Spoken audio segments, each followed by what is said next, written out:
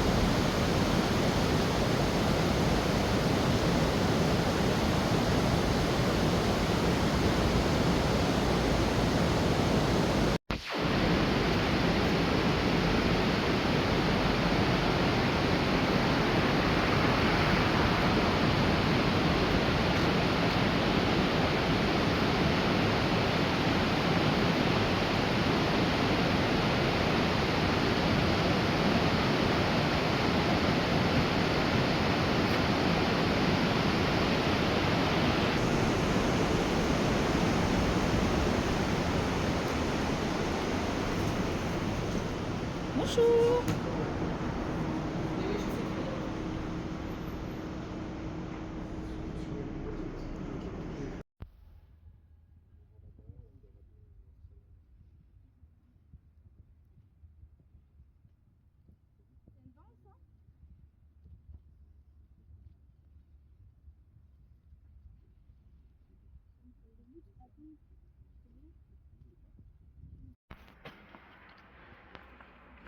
Ah, c'est beau là.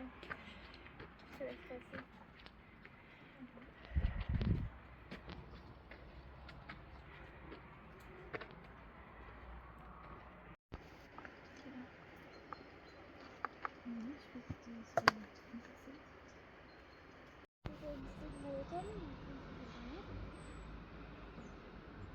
Moi, ça fait un peu étonne.